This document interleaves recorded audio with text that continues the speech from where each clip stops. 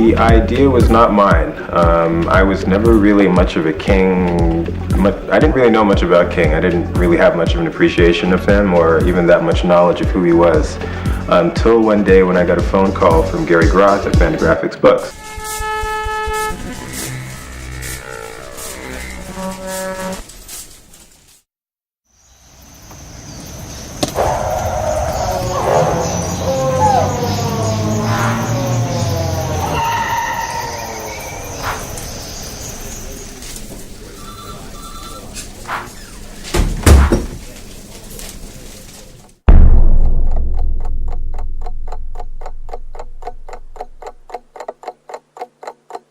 And somehow, I guess, this is an answer I've given many times, but I guess given that I'm one of the few black cartoonists in the comic book industry, sadly, even after all these years, he thought that I'd probably be the right guy to tackle the project because he'd wanted to do a series of historical comic books for a number of years, and for whatever reason had never really quite gotten it off the ground.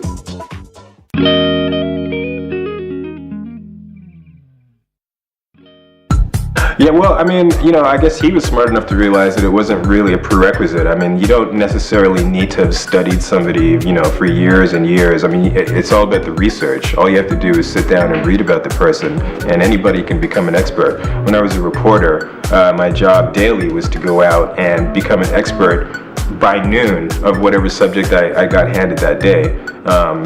So, all you have to do is just do your homework.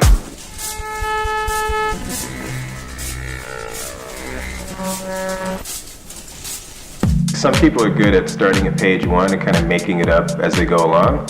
I don't have that kind of confidence or skill. I'm the kind of person that needs to plan it out. So I made sure that I worked from a script right from the start. If you're talking about in terms of actual graphic techniques, it's totally intuitive. I'm sure there's some kind of thought on some level that goes behind it. I don't think my decisions are 100% arbitrary. For example, the fact that I used photographs throughout the book, that to a large extent was a planned thing, because I've said this many times before, my idea was that it's so easy to sort of get lost in this sort of comic book world, and to sort of assume on some level that none of this really happened. Whereas if you've got photographs, and this is actual sort of documentary evidence that these things happened, it was sort of a reminder, that we're talking about the real world, not just this sort of 2D, 4-color world.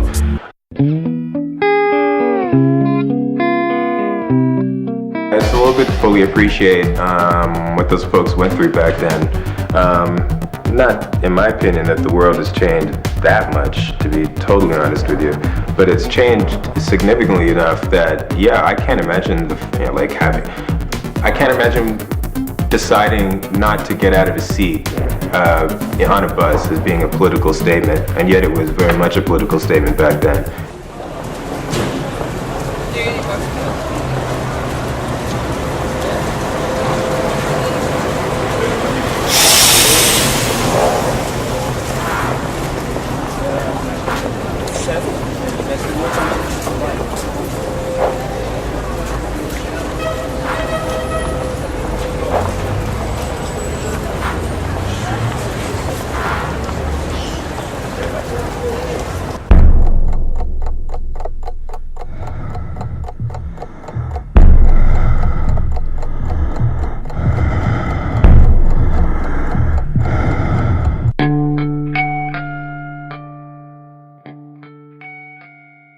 The guy was, I was going to use the word messiah, but that's not the right word to use. But he took on a mantle that he didn't have to take on. He came from a family of privilege, and he was educated, beyond the need for education. He was a, very smart guy. And he could have very easily had a very comfortable life doing whatever he wanted to do. He, just as a member of the church or whatnot, he could have gone into business if he so desired. The world was his. He could have become a lawyer. He could have done anything. But instead, he chose to take on this incredible mantle and opened himself up to violence almost on a daily level, to threats against himself and his family. And there was nobody that was compelling him to do this beyond this need that he felt.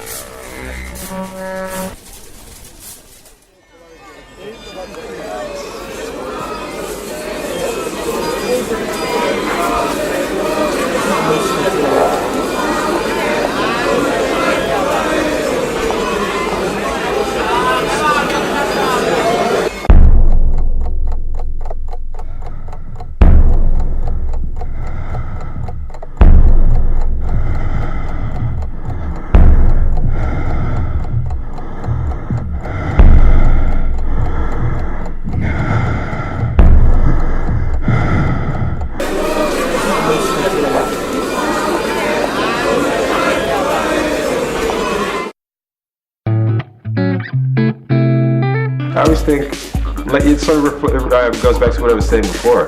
Wouldn't you rather see the whole picture and see how the person was able to triumph despite their limitations and shortcomings, as opposed to don't show me anything that could sort of threaten the image? I mean, to me, it's always more fascinating to see the entire picture as opposed to just this little sliver of it. We are not satisfied, and we will not be satisfied until justice rolls down like water and righteousness like a mighty stream.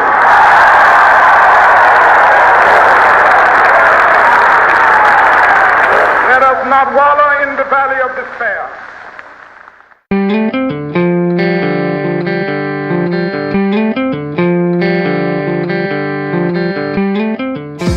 So a rarefied elite group could see the work, or it could have gone more kind of art for the masses. And I much prefer art for the masses.